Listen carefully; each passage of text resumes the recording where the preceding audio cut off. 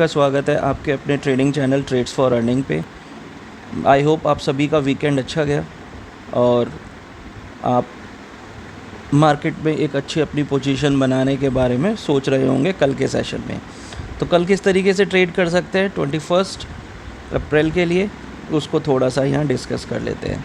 उससे पहले डिस्कस कर लेते हैं कि मार्केट में किस तरीके से हमारी पोजीशंस बनी फ्राइडे के सेशन पे। तो देखो, अगर क्लोजली व्यू करके देखें तो मार्केट ने जहाँ थर्सडे के लेवल पर सपोर्ट लिया था, ये पॉइंट देख रहे हैं, सेम वहीं से अपना सपोर्ट लेकर के मार्केट ने अपनी ऊपर अच्छी स्ट्रेंथ बनाई।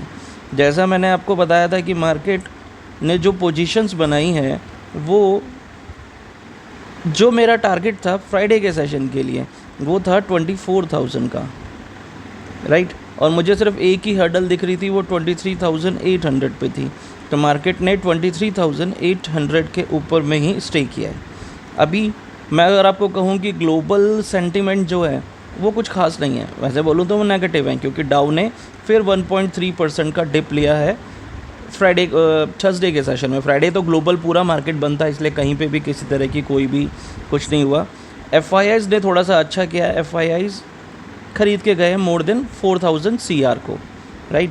DIs ने फिर अगेन सेल किया है, लेकिन जब FIIs बेच रहे थे तो DIs खरीद रहे थे, तो DIs ने यहाँ पे सेल किया है। लेकिन ये इनका टाइम अच्छा है, ये आज ईज़िली अपने आप प्रॉफिट काट सकते हैं या बना सकते हैं। अब बात करते हैं यहाँ पर निफ्टी के लिए। देखो, निफ्टी अभी जो स्टैंड कर रहा है ना वो 23,840 के आसपास कर रहा है, राइट।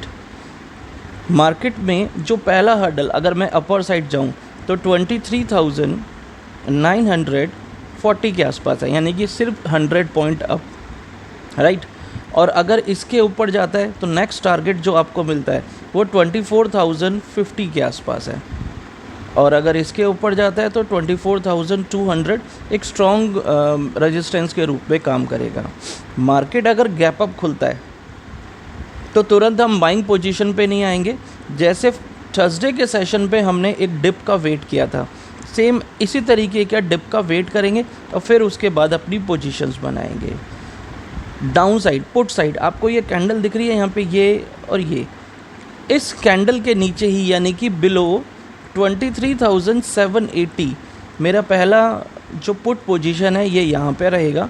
मैं यहाँ पे स्टॉप लॉस लगाऊंगा जो आज का हाई है, यानी आज का मतलब जो मेरे थर्सडे के सेशन का हाई था 23,840, और मेरा पहला टारगेट होगा 23,700, 23,600, 23,500। 23,500 अपने आप में एक स्ट्रॉन्ग सपोर्ट के रूप में काम करेगा, तो मैं इससे नीचे ज़्यादा जाते हुए नहीं देख रहा जब तक ग्लोबल सिम्टम्स में कोई भी किसी तरीके का कोई नेगेटिव इम्पैक्ट नहीं आता है तब तक।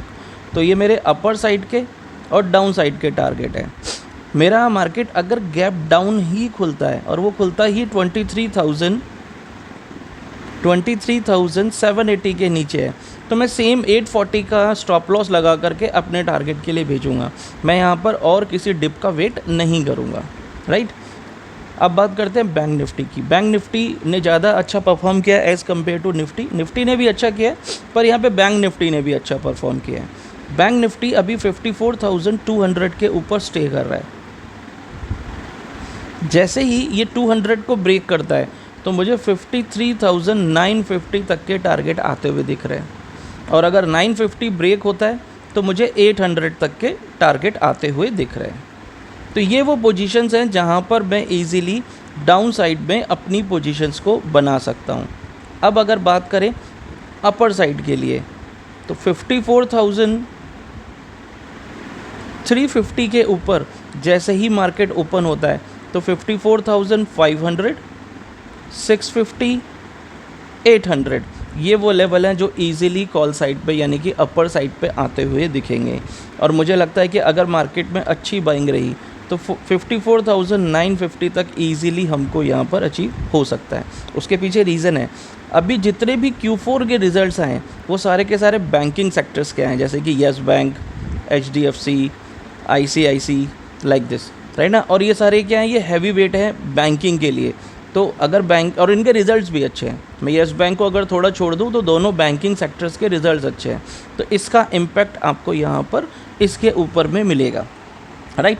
तो ये मेरे टारगेट थे अबाउट HDFC और ICICI के अकॉर्डिंग बैंक निफ्टी के ऊपर में। अब सबसे पहला जो मेरा स्टॉक है Q4 के लिए यहाँ पर है HDFC AMC। इसको पहले लेने का कारण क्योंकि इसने काफ़ी दिनों तक एक अच्छा बेस नीचे की तरफ बनाया है और इस बेस को बना करके ही ये अपर साइड के लिए फिर ऊपर गया है, राइट। 4260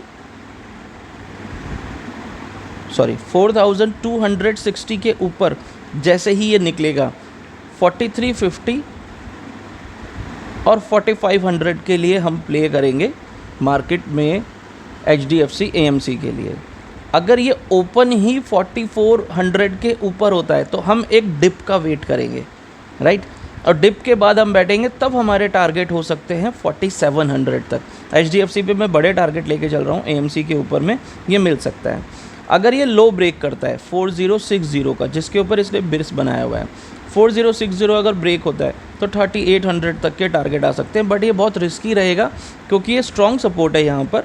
अगर मार्केट डिप लेता भी है तो वो बहुत जल्दी रिकवरी भी करेगा, तो आपको अपने टारगेट बहुत जल्दी बुक करने होंगे, इस चीज़ का आप ध्यान रखिएगा। अब बात करते हैं HDFC बैंक के लिए। HDFC बैंक अभी फ़िलहाल बहुत अच्छी अगर मैं बोलूँ तो स्ट्रैटेजी के ऊपर में वर्क कर रहा है। बहुत टाइम बाद आपको ये 1900 के ऊपर दिख रहा है, 1920 का हाई लगा करके आया है और अभी 1900 के ऊपर चल रहा है। ये 1906 के आसपास कहीं काम कर रहा है।